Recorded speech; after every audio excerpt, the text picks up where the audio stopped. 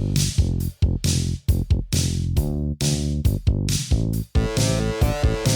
got you into a Remington party.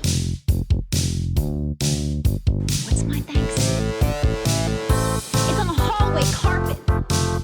I got paid in puke. Lick it up, baby. I got paid in puke. Welcome to Paid in Puke, the podcast where we discuss female-driven films through an inclusive feminist lens, with the help of the 1988 film Heathers.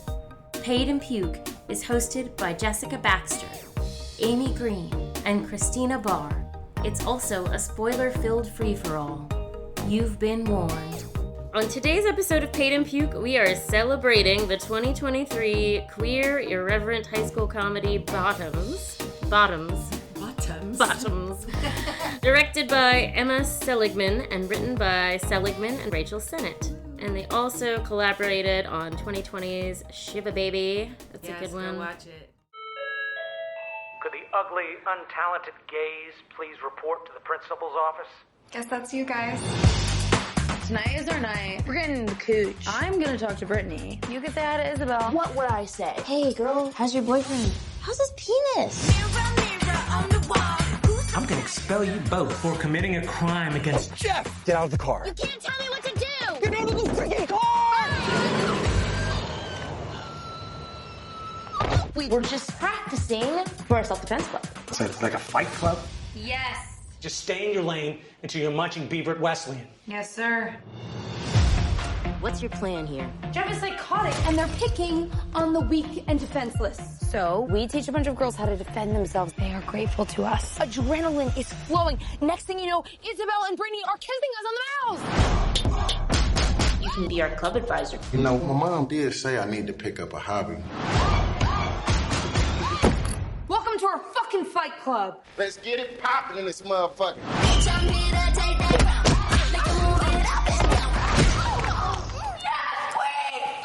I want that trophy. To have a safe space like this, it means a lot to people. I'm gonna finally reverse stalk my stalker. Yeah! I'll be able to kill my stepdad. Awesome. Okay. It seems so supportive of women, especially the hot ones. Men need therapy. Are you cheating on me? No! I literally saw you yesterday. So nerd, I fucked your mom! We are literally at the bottom. We have nowhere to go but up.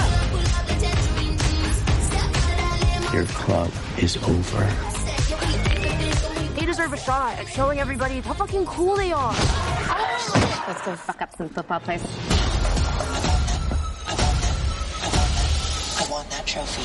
You created a fight club to get some coochie. You don't even know how to work that thing. I know y'all ain't tickling the pearl. I just don't know if you're supposed to be talking to us like that, just like as a teacher. Bottom stars Rachel Sennott, Ayo Edebiri, Ruby Cruz, Havana Rose Liu, Kaia Gerber, and Marshawn Lynch, our hometown boy. Because he's also from is it Bay Area or LA? I think Bay Area, but I don't know. But we claim him in Seattle. Obviously. He's Quake, man. Turn and hand to Lynch left side. Finds a little bit of a hole. Keeps his legs moving. He's across the 40. Midfield. 45. He's on the run. Lynch. 40. Pushes him at 35. Look at him go. He's down to 20. 15. He could go. He is going to go. Touchdown Seahawks. Oh my word. Marshawn Lynch. Unbelievable. The beast is alive and well. Beast mode ran so hard that seismic activity was recorded near Quest Field. Yes, he literally caused an earthquake. You know, this ain't something you could go home and be like, I want to get in beast mode. I want to get in beast mode. Nah, that ain't the way it works. Beast mode is already inside of you. Bottoms tells the story of high school seniors Josie and PJ. Why did I always say fucking names weird today? Okay. Josie and PJ. Why are you still in your PJs? I'll take that again. It tells the story of high school seniors Josie and PJ, two quote-unquote ugly, untalented gays who decide to start a self-defense club in order to trick the hot girls in school into sleeping with them. We all saw this movie together, like, right when it came out. Yeah. And we were so excited about it, and it basically became an instant Paid and P classic. So I think our hot prop seg is going to be pretty short. Yeah, I just want to say we saw it together, and I saw it again with Logan like 2 days later, and then a week later took Matt to see it. So I saw it 3 times in the theater. So. That's amazing. Yeah. It's a rare one where I watched it twice to prep for the pod. I think the last time I did that was Barb and Star, and that was just because I wanted to for extra fun. This one I was because there's so much in it that I had to like go back and look things up and notice things. Because fortunately, this movie came out, like the press tour was right before the SAG strike. Oh, nice. So there does exist interviews with Sennott, Seligman, and Edebiri. There were lots of interviews with the 3 of them, and they were so cute, and they like did lots of like Q&As for some reason. Like their interviews were like people submitted questions about like your friendship, because Ayo and Rachel were friends. They met in college, and I think Emma Seligman also met them in college. So they just have like this great 3 best friends energy that's so awesome. And they cited influences for the film. This is going to be so clear once I say them. Wet Hot American Summer, Bring It On, and Scott Pilgrim. Okay. And a little bit, But I'm a Cheerleader. Yeah. And those are like their reference points, and it's such a banger. Yeah, absolutely. I saw so much of Heather's in it, like when I was watching it the second time too. Yeah, I know, it's interesting. They didn't mention Heather's at all. Maybe they're just too young for Heather's. Yeah, but I did see Emma Seligman on Instagram put a post once of like 10 shots from movies that were all influences, and Heather's wasn't one, but Jennifer's Body was one. Oh. And there was another Edgar Wright movie because he commented Hot Fuzz? I don't think it was Hot Fuzz, no. I don't think I'm going to remember. Okay. He made Scott Pilgrim, right? Yes. Because he was like, proud to have directed 2 of these. Oh man, awesome. Dear Diary. The complete list of influences as cited on Instagram: Scott Pilgrim, Bring It On, Zoolander, Attack the Block, Not Another Teen Movie, Fight Club, Kick-Ass, Wet Hot American Summer, Jennifer's Body, and Shaun of the Dead. How very. There's got to be some Heather. By osmosis, if nothing else. Right. I got some Heathers. I mean, there's a scene where Brittany and Isabel are both wearing, like, yellow plaid. Oh, yeah. It felt very Clueless callback to me. Like, right. And then, like, the scene where where she's at the diner and she bangs her head on the table. It reminded me so much of Clueless, where Ty was doing that. Yes. Yeah. I also think it's sometimes you can tell when a filmmaker is also like a real movie lover, you know, like there's probably so many influences. I feel like the whole creative team worked so well together. The stunt coordinator, the cinematographer, the production manager, and then the directors and stars. Like, they all were just putting stuff out, and they were, like, molding this perfect high school movie that's both, like, a fresh new thing and an homage to everything that came before it. Mm-hmm. And it all comes across so well. It's just, like... This is a, so tight. Yeah. Oh, it's wonderful. And I really liked, I might butcher the explanation, but they told the production designer to basically watch a whole list of films and then make a hodgepodge of outfits from it. Oh, nice. Or the costume designer. And the production designer was like, okay, in this scene we want, like, John Hughes meets Clueless. And Brittany's room might have been a little Heather's, like a little... Yeah, I did see that. Yeah. So, I don't know. It's so much going on there. Yeah, and Brittany had her bed. She had the sheer, like, curtain. The gauze curtain, the 4-poster bed. Or whatever. I feel like that was in Heather's room. It reminds me of Heather Chandler's room, for sure. Yeah. It's also, like, a fun kind of fresh take on a feminist movie where it's not, like, teaching us about feminism so much as it's using feminist platitudes as a jumping off point for commentary. That's so refreshing. Right, yeah. There's so much to it. Like, I love how hard it goes and how, you know, it touches on some really rough stuff in, like, a really casual way, which I love. Hey, the prep club worked hard on those. That belongs to the school. Oh, cool. So does your vagina. Nice try, PJ, but my vagina belongs to the government. You know, like, who's been right? Gray area stuff counts too. Oh my God, that whole scene is fucking perfect. It is, right. I feel like that's so true that there's stuff people live with that's like fucking horrifying, but it's like, whatever, we have to live with it, you know? Like, Yes. I mean, yeah, and so many references of like, no wonder I should get a gun. Every time I call the police about my stalker, they tell me to fill out an online form, and then the form tells me to call, so I call, and then they say they can't get involved until he tries to kill me. And he keeps saying he's going to. But that doesn't count, so it's just like annoying. Been there. Your stalker, nobody's helping you with that, or, you know. Everything in that. Like, well, she's like, says this like horrifying thing. She's like, so it's pretty annoying. You know? Yeah. And then Brittany's like, Well, I've been assaulted like a million times, but I'm more annoyed that everyone knows me for being beautiful and popular, and no one knows I'm actually smart and super driven. Like, I literally own a jewelry business and no one talks about it. See? I've been assaulted a million times, but what really bothers me is not being taken seriously. So without like hammering it to death, this is something that women just live with. Like, that's just part of being a woman, is that you assume everyone's got assault history, you know, and okay, what's the stuff that really bugs you? You know, I have a jewelry business that no one talks about, you know? Like, of course we've all been assaulted, so what besides that? It's pretty annoying. I mean, like, the interactions with the principal, and he's just like, it is clear that the football team rules the school, and like this rivalry or whatever, like, he's talking to these girls and saying like, yeah, you can have your club and you can beat each other up while you do the vagina monologues, but you need to stay in your lane. The homecoming game with Huntington is nearly a month away. Do you know how long we've been working toward this? Yes. It's everywhere. 20 years. Couldn't be clearer. Okay, you know what? I don't care. Fuck it, I don't care. You're over it. Okay. Yeah, you can beat the shit out of each other while you perform the vagina monologues. Just stay in your lane until you're munching beaver at Wesleyan. Yes, sir.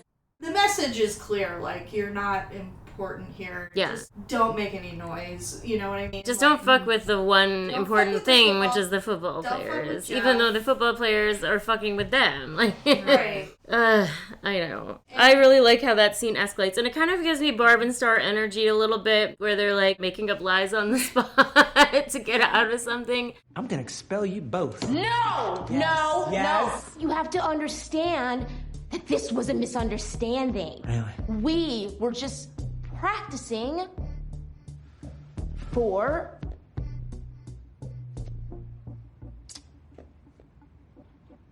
a self-defense club. Self-defense, what is that? That's like a fight club?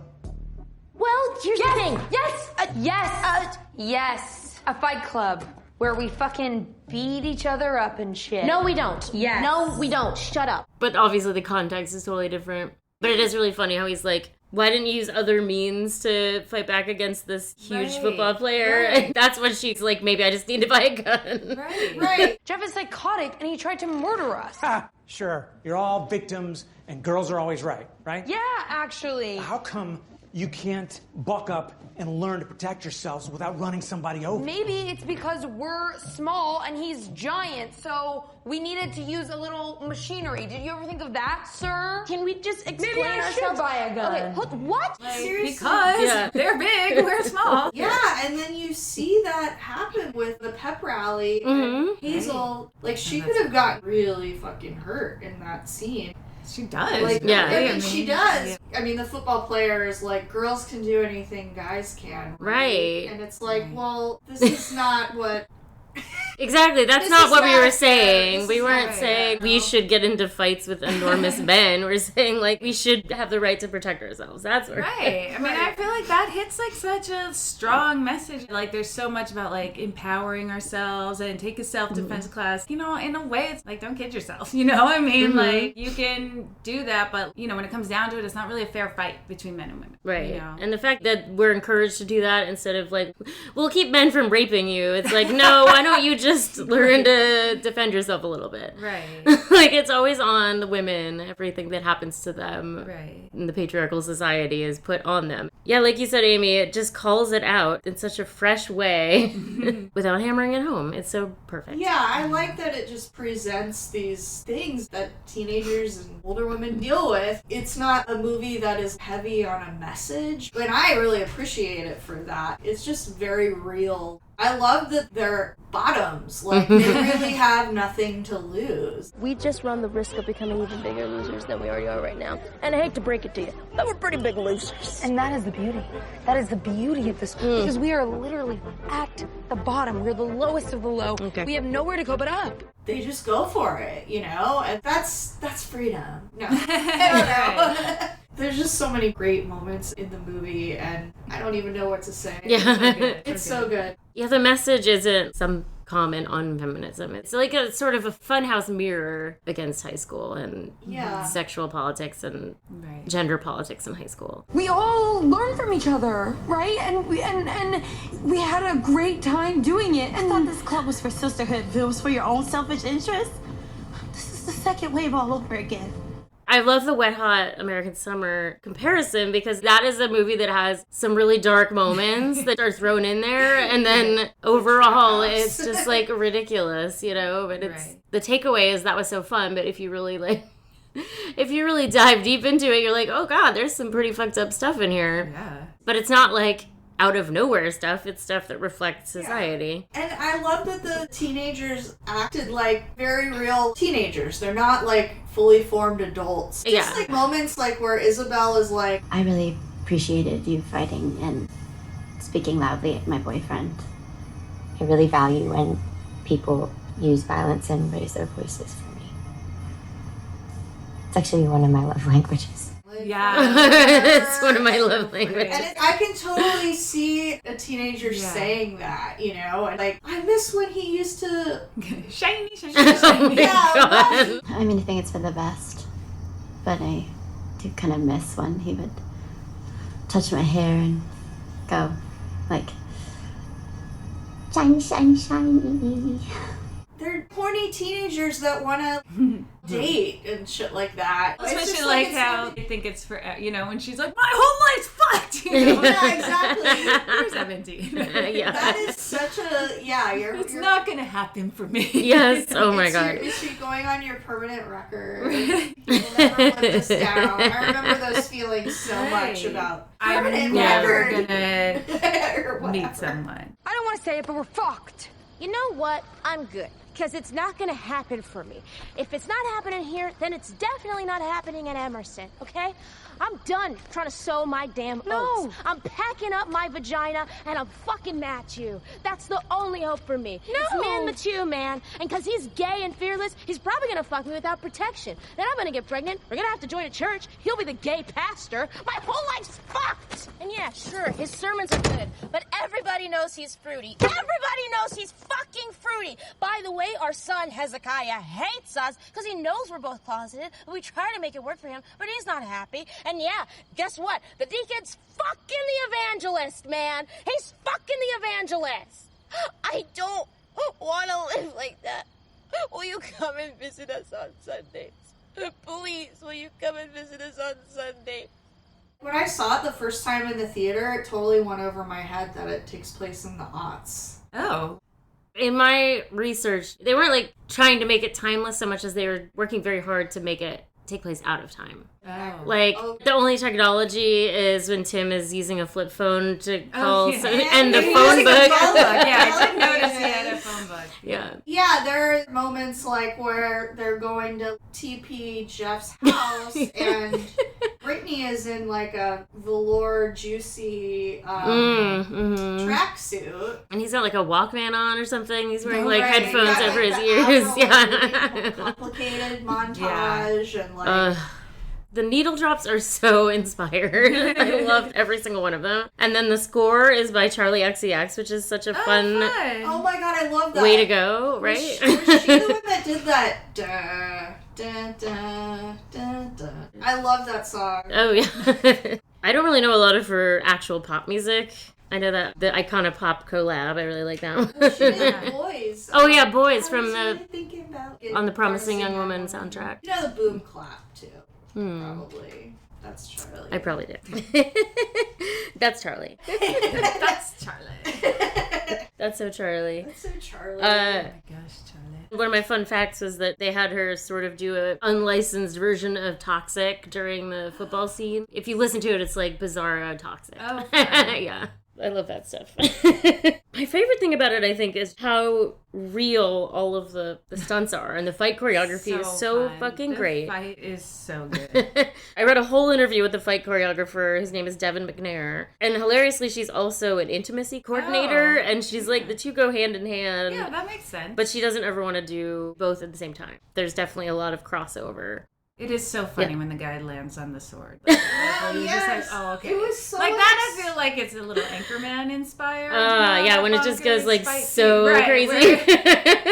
You're like, okay. That, like when Matt and I saw that in the theater, like he was so in. You know, like I feel like the third act, like people are either in or out. And when he landed on the sword, Matt was like, yes. Like, I love this movie. So good. Yeah. It was so unexpected. And like Hazel's bomb finally goes off the very last, and it's just like so fucking hilarious. That's such a great way to, I mean, it ends with a bang, literally. It's such a great way to end the movie. That faraway shot of everyone on the field turning to look at the tree when it explodes.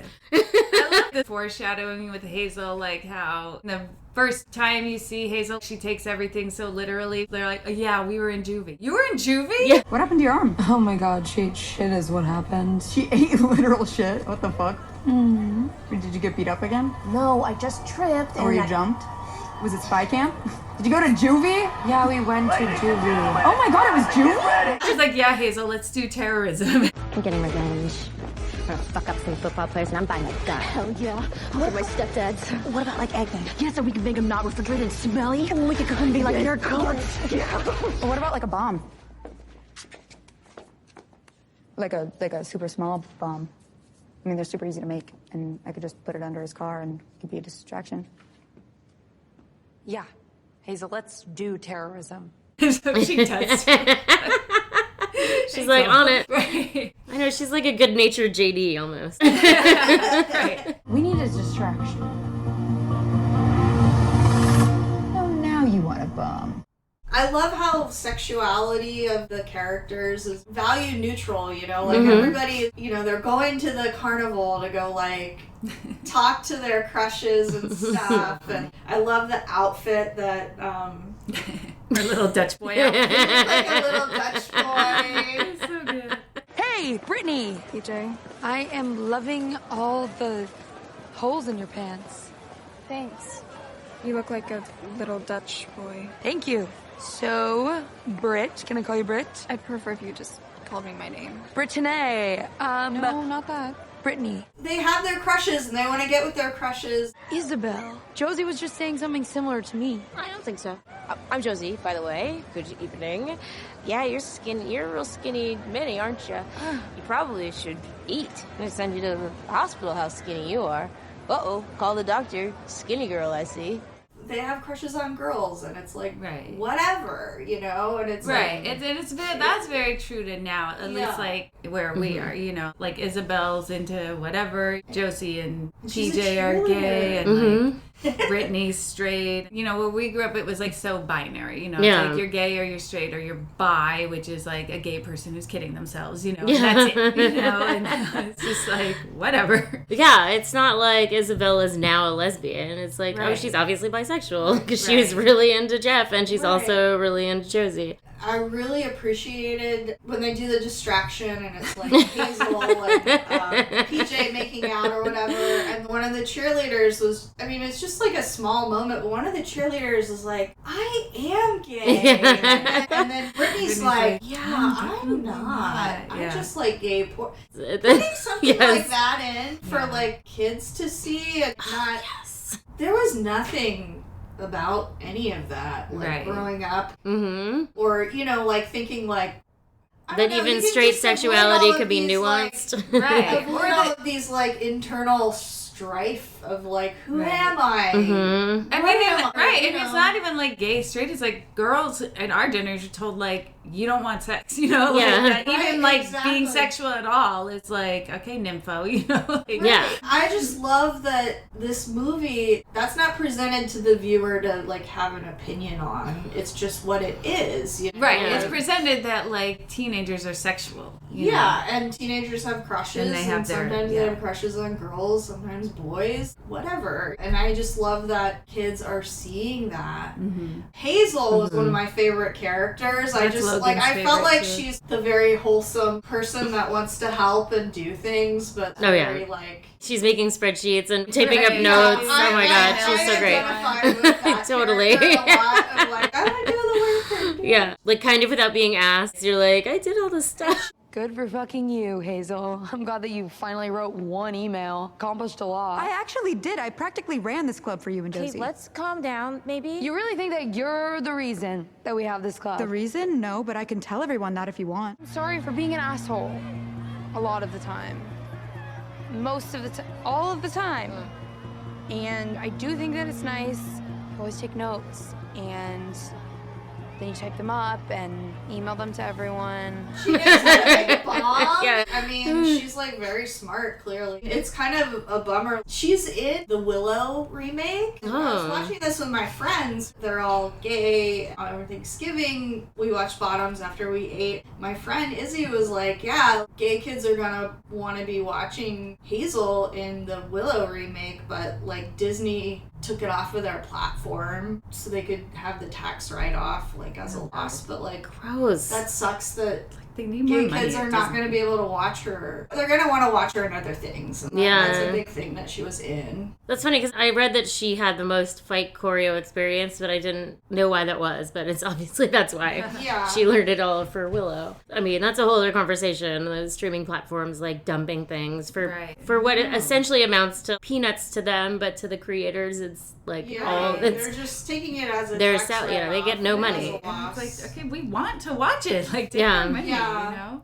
Oh yeah, the star of Willow was like totally pissed at Disney. Like, what do I tell people that want to watch our show? Yeah. You know? Anyways, it's just great that there are like teenage gay kids who star in movies. You know, like gay characters. That didn't exist when we were teenagers. And not only that, but like, I mean, at least with Ayo, she's not a lesbian actress, right? She's like, she can play anything she wants. Right, yeah. I really like that. I think Rachel Sennott is a little bit more pansexual vibe in all of her characters so far, but it's just great to have like a cast of people where it's not like that's a gay actor, that's a straight actor who only does these roles or this. Like, we're kind of just now getting to the point where we can allow actors the the ability to play a sexuality spectrum. I know, like we kind of insane that has to be in 2023. Right. Yeah. God, yeah, I remember that with like Anne Heche, you know. Yeah, and people wouldn't believe her with a man because she was with Ellen. Yeah, it seems better for the kids. I know like kids have a lot of other issues, but like this seems like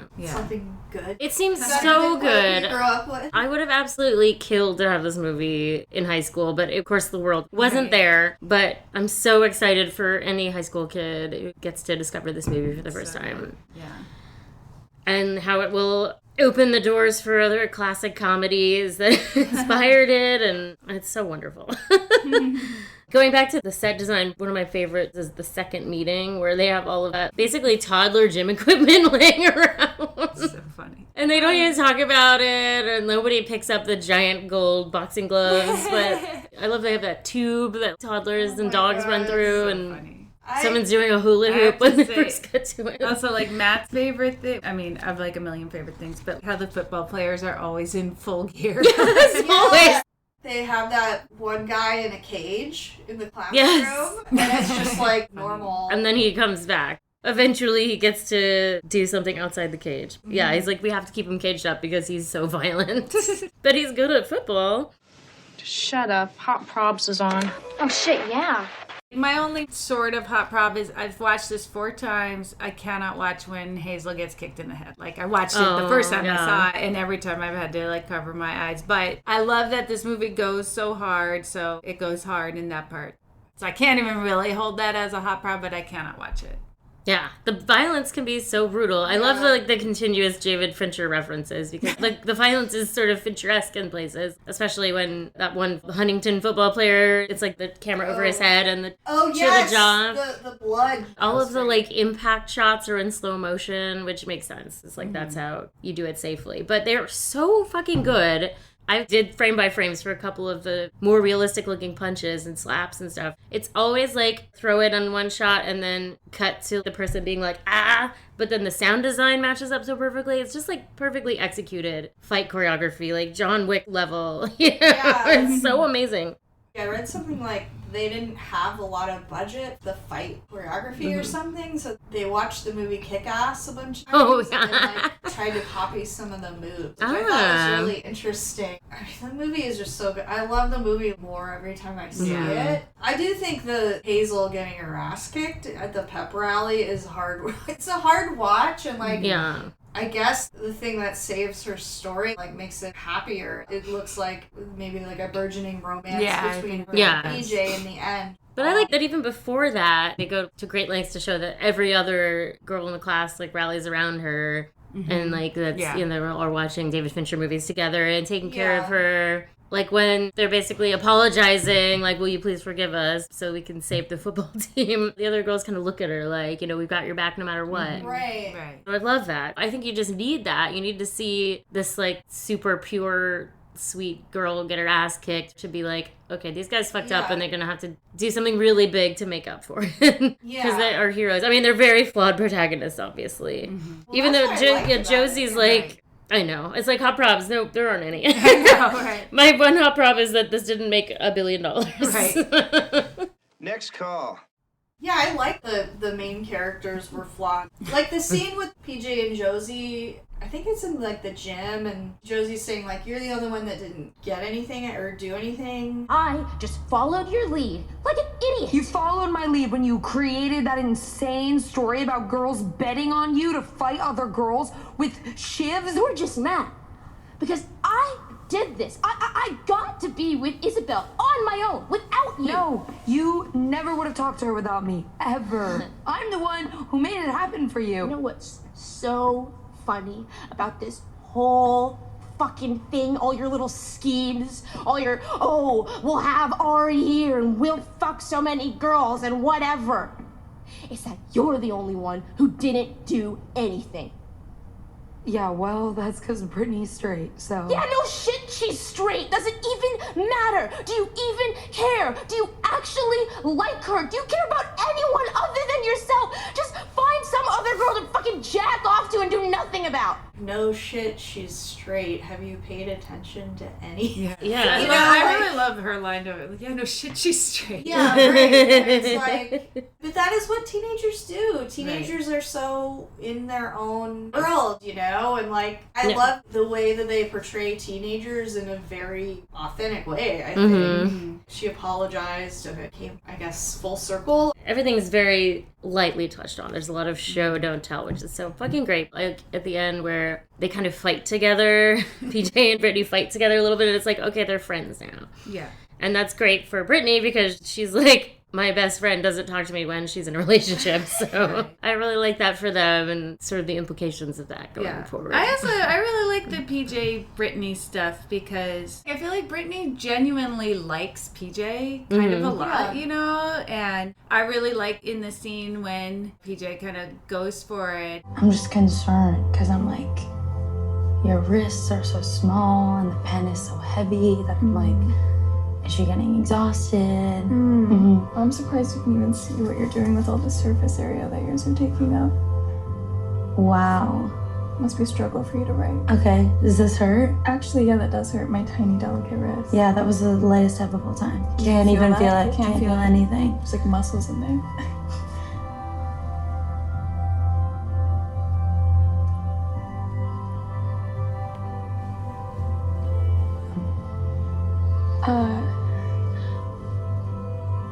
PJ, I'm straight.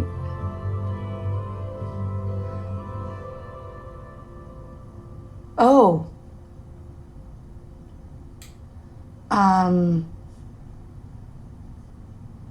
Yeah. I'm sorry if No, you that's misread anything. It's all good. I shouldn't have assumed anything. I like that she says, I'm sorry if you misread something, Yeah. and not like, I'm sorry. Because I don't feel like she did anything to mislead her, you know, and she doesn't Totally. act like that. I really like how all of that goes down. And I like that I'm just not gay. Mm-hmm. You know, Not like, ew. It's not like a Yeah. shame.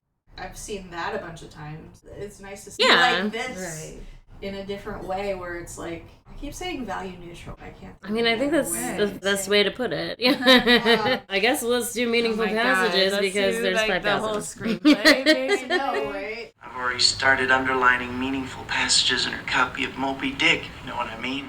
Oh my god. I know. I kind of stopped writing eventually because it's like everything. I was gonna study for Mr. G's Women Murdered in History. I was going to study for Mr. G's Women Murdered in History test, if you wanna. I like the whole conversation between Mr. G and the girls when he's like, just because I said Amelia Earhart's not here. I trusted you two, and y'all exploited my solidarity. Is this about the time I said Amelia Earhart was a fake hero? Because it's true. Many a guys fly planes without crashing, but you never hear about them. And then it's like, oh, it's so hard to be a girl. We make less money. We have to lose our last names. I love you. I want to be with you for the rest of our lives. Oh, I love the mint green backsplash in the kitchen. And all of a sudden, you leave me for a motherfucker named Tony. And suddenly, the fucking kitchen is lime green. I think that moved away from us. All of that is so good. All of it. Everything. Oh, you look confused, like how I'm confused right now on how you created a fucking fight club to get some coochie. And for what? You don't even know how to work that thing. I know y'all ain't tickling the pearl, you know what I'm talking about? You know what I mean? Caressing the back of that neck and all type of, I'm sorry, I just don't know if you're supposed to be talking to us like that, just like as a teacher. Man, I knew women were evil. Motherfuckers always telling me like, no, that's not true. But time and time again, Plenty of men have flown planes and not crashed. You never hear about that. Right. Or when she's like, I don't think you should be talking to us like this. Like, all of it. The whole thing is so good. Basically, everything he says is fucking hilarious. It is, and if you want to talk about Marshawn, my favorite fun fact about him is that they had scripted lines for him, but they basically stopped using them because all of his improvs were funnier. He's so good. So they had certain story beats they had to hit, but they just let him go. It's so great. So, almost all the big punchlines from him are just off the top of his head. I'll sign off on your period. I love that he's reading a magazine called Divorced and Happy, but then there's just a picture of an ass on it. Oh, God, he's so fucking great. He's so good. I want him to host a reality show or something. Just anywhere where he can, be himself all the time. So funny. I don't know what he needs to find. He's so charismatic. We were at the Kraken game the other night, and there was a little clip of him, showing him the Winter Classic jersey, and he was just being so funny, because they're like, oh, you can't keep it. That's the only one. He's like, who's going to sell it? But it went on, and it was really funny. I also love a great way to be an ally is you just say you're going to do something and then don't come. That's my favorite way to be an ally. You just say you're doing something and then you don't do any of those things. You know what I mean? You say, I support women. You don't come.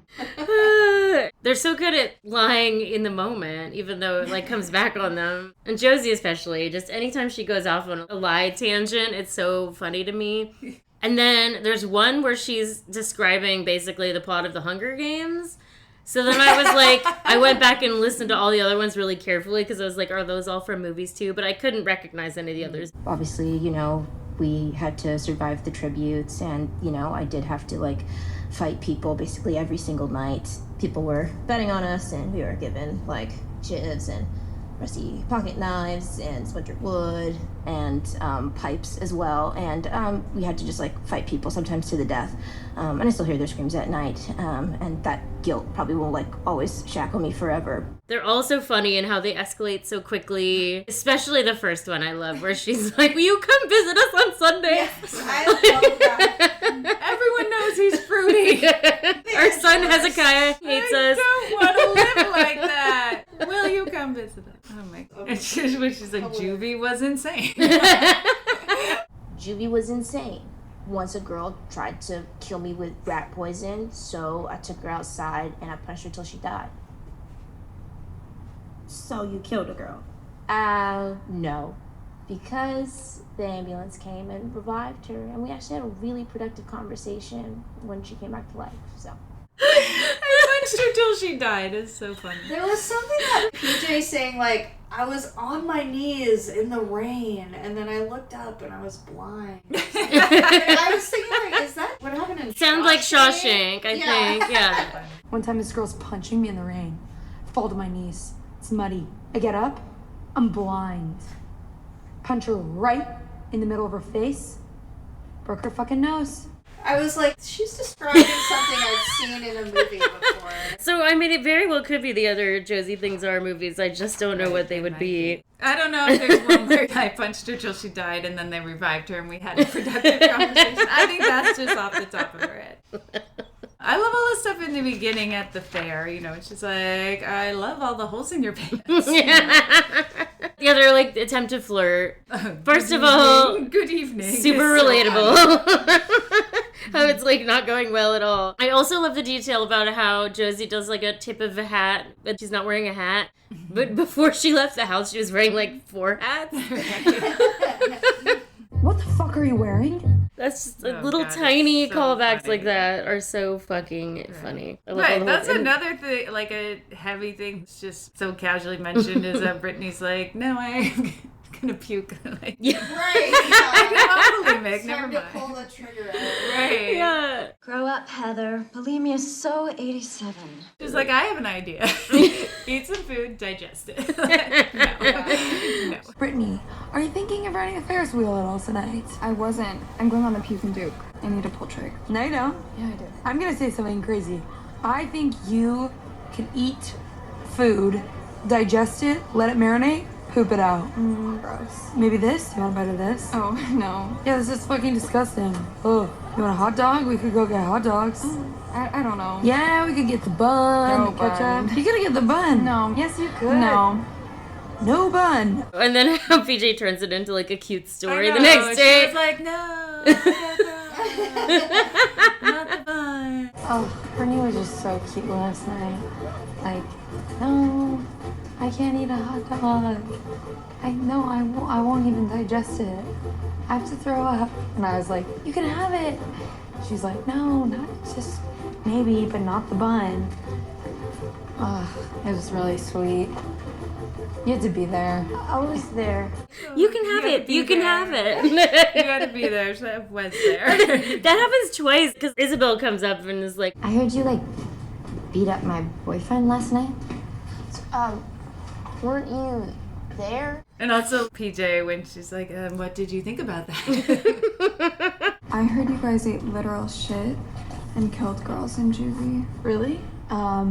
What did you think about that? I love her. I love her voice too. Voices are so important to me, and I love Rachel Sennott's voice. Like, there's a phone book in this movie. I would love for her to just read the phone book. I would listen to it. I love her voice. I felt that But way her about voice when Aya's she delivery. says that, when Like, she's like, what did you think about that? Also, Brittany's thing, when you sleep, it should be like total darkness. Oh God, I loved that. Guys, we really, really need you. We do. In your fucking dreams, PJ, which you don't deserve to have.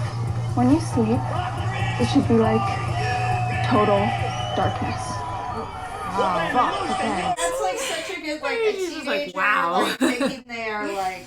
That's pretty good. But it is really, it's quite a stab. So, It yeah. is. And PJ's like, Wow. okay, wow. Oh, the other thing that they touched on was, like, the fundraising, the school, like, having a car wash. Oh yeah, that's selling their underwear. All the creepy old men want to get their car washed by, like, teenage girls. First club fundraiser. I'm so excited. Great turnout, right? Hello, ladies. I don't know why anyone wants my old dirty underwear. It's so weird. Hey, Britt, don't let him touch him between your toes. Thanks, PJ.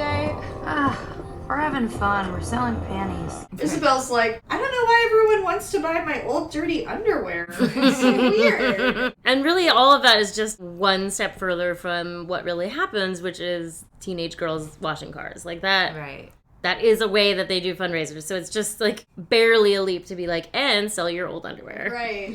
To raise money for the school. Yeah. Also just so relatable how they're like, it's on you to raise money for our school because the government won't give us enough. Right. Right. Yeah. It's not the football team trying to raise money for that, you know. Although I have to say, like, Logan's favorite, because Logan loved Hazel the best, but Logan's favorite Hazel part is when she's like, he's like the main guy. Yes. I love that. I'm fucking tired. My mom was up all night fucking the meathead. Oh, meathead.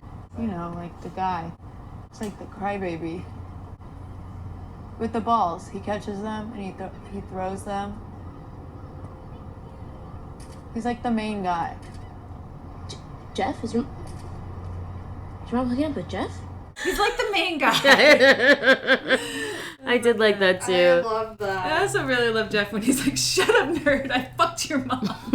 Dude, right after he's like, I didn't do it. I didn't do it. I promise you, I am not sleeping with her.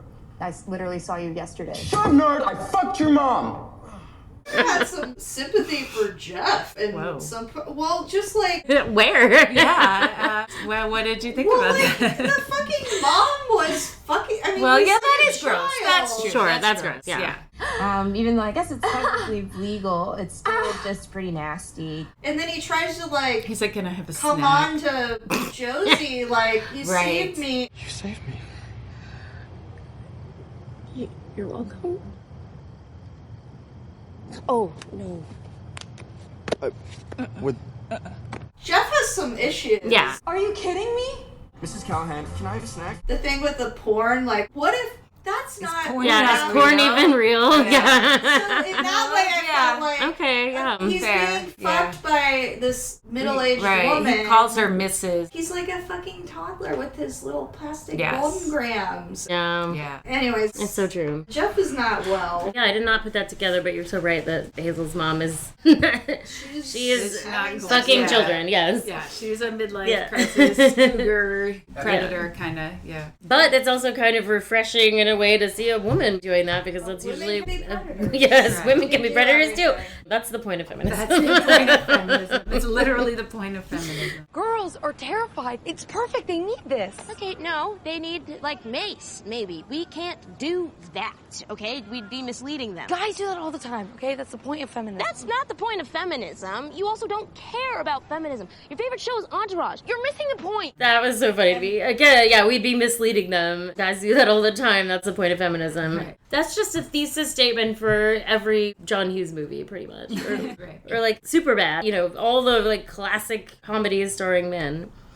Well, high school boys, I guess. Mm-hmm. But I didn't notice until, I guess it was my third watch, that Hazel's mom has multiple football helmets on her dining room table. Yeah. So it's not just Jeff. Right. Yay! Right, and Hazel does say it's been pretty dark. Mm-hmm. It's played for laughs, where she's just like sitting on the floor and moaning. Knowing that your mom is having sex with one of your classmates is who's super shitty to you all the time. I had a friend in high school whose mom was like fucking high school guys. And, really? Yeah. She was more a friend of a friend, but it was like a known thing. It was pretty fucked up. Oh, I really liked Marshawn's delivery of the Holocaust. It happened. The Holocaust. It happened.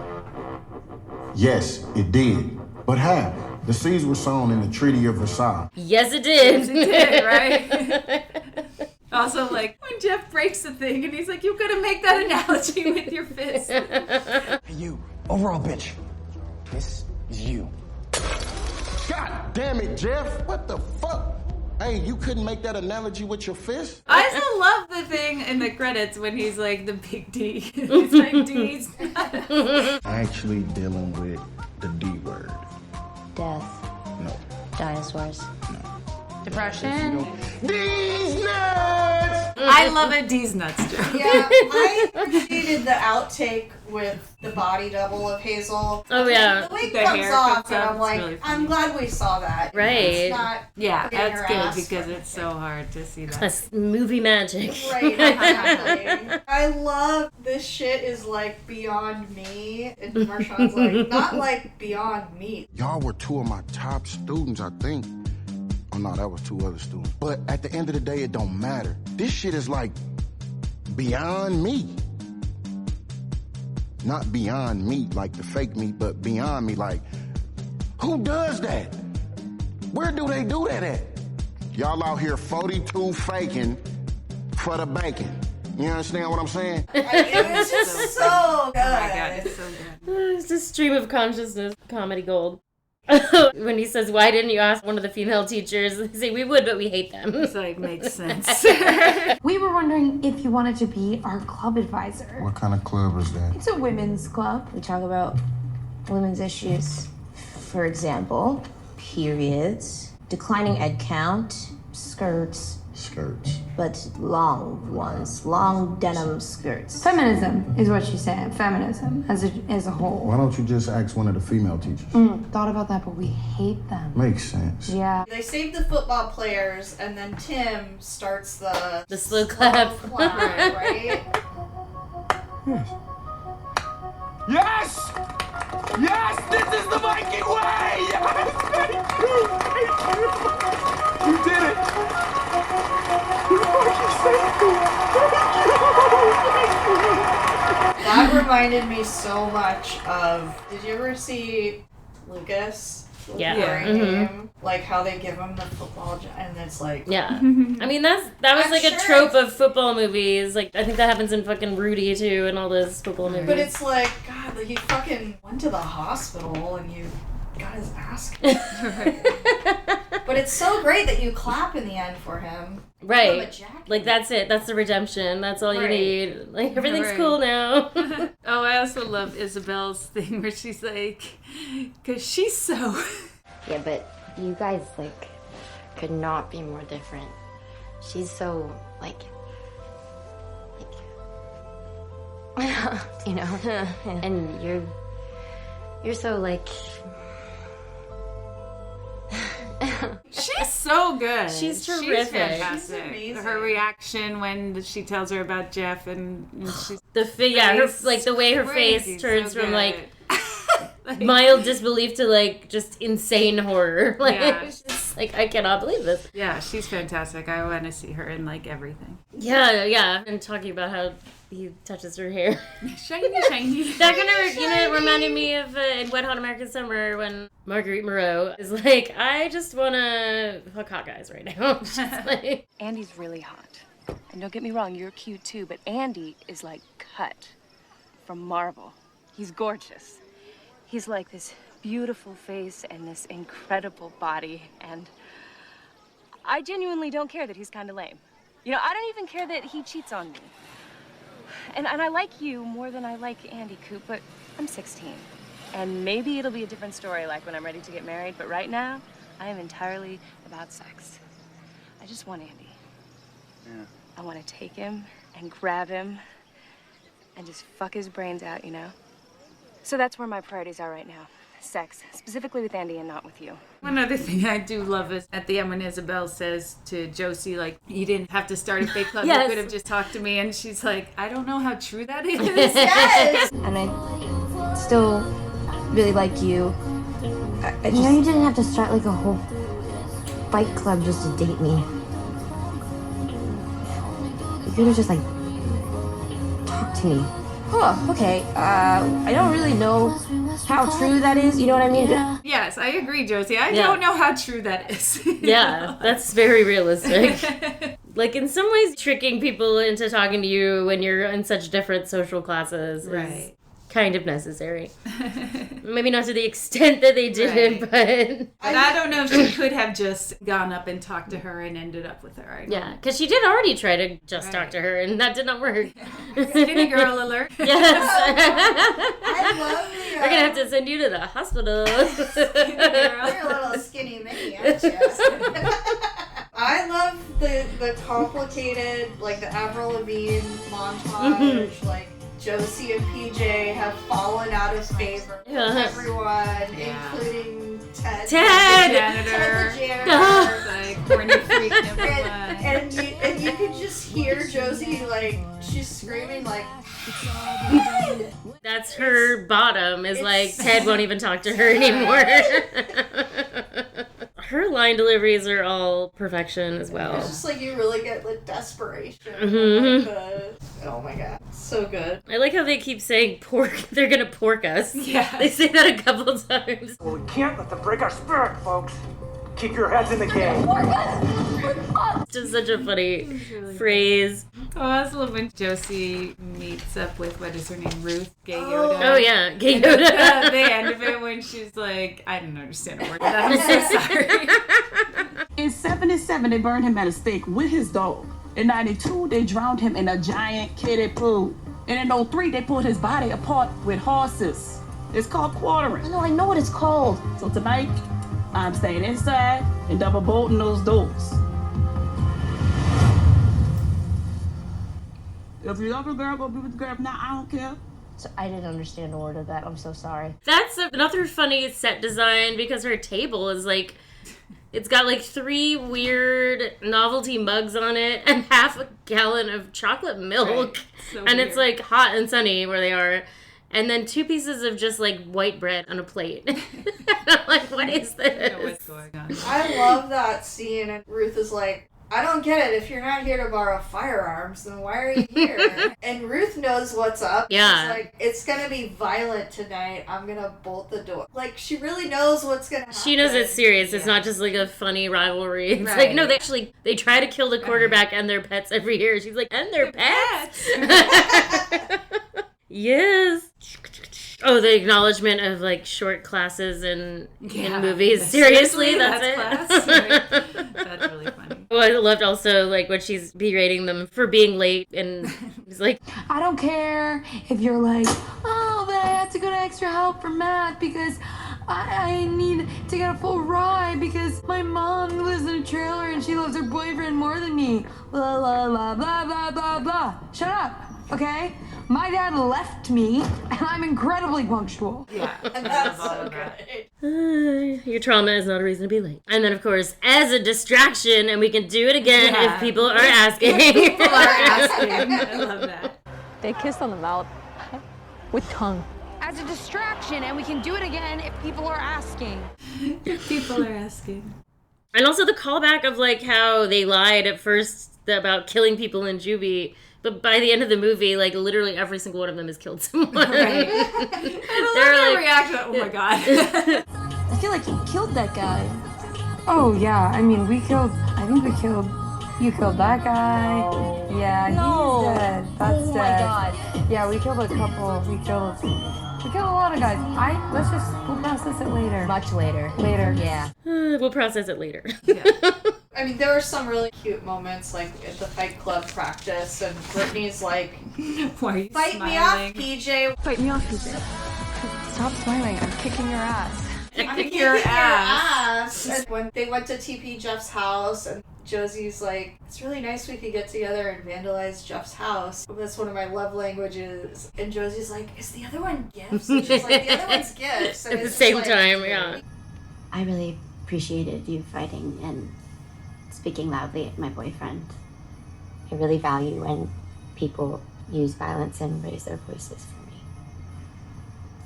It's actually one of my love languages. Is the other one gifts?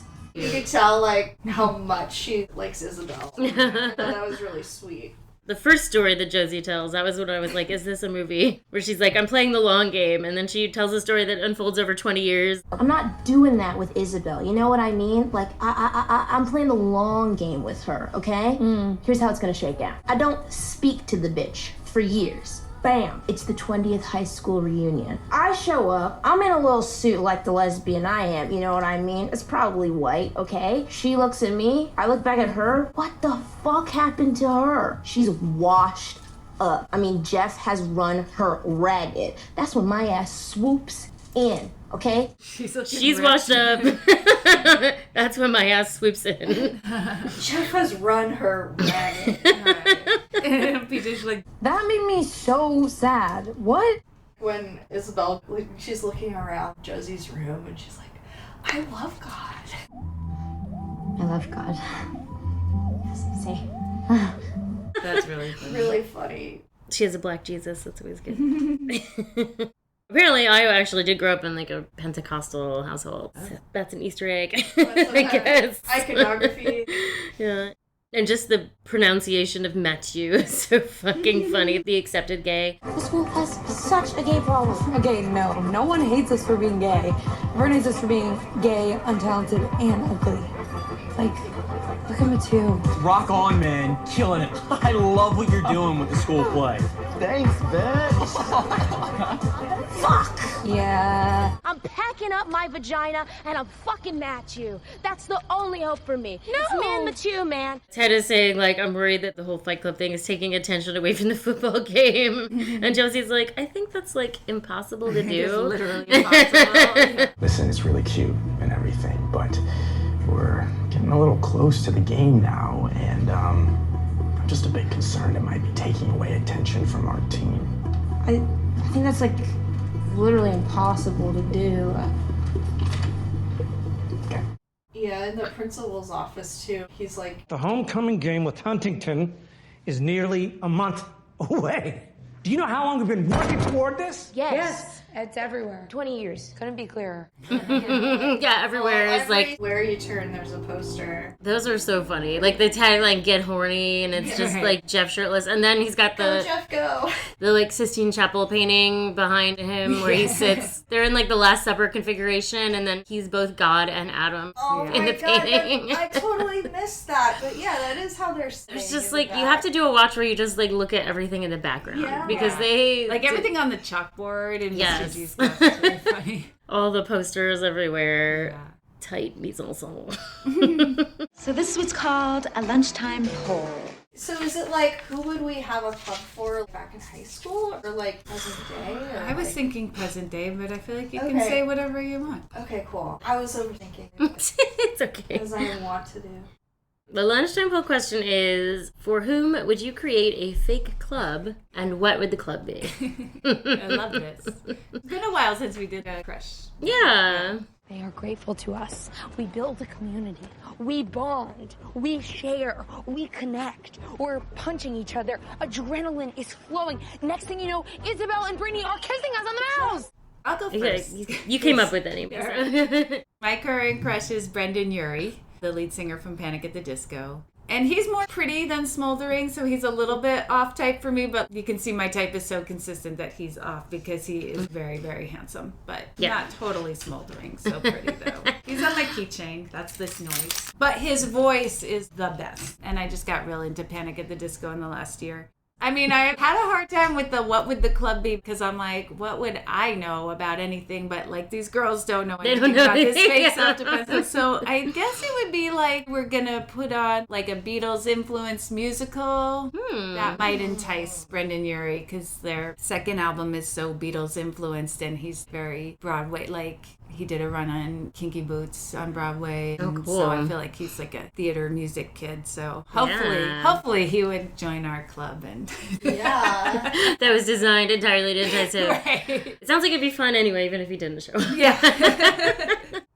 Well, I'm still riding hard for Florence Pugh, so I would definitely try to entice her with a cooking with your dog club. Oh, because she loves to do cooking, and she has a dog, Billy, and Billy is always, like, in her Cooking with Flo videos. She'll, like, pick up Billy. And Billy's huge. Oh. Well, not huge, but she's, like, not the kind of dog that usually just, like, pick up, and she'll pick her up and, like, hold her in the camera. So, yeah, cooking with your dog. Hopefully that would work. Woof, there's my dog. Like it. Let me like it. Well, I have a club I would want to do.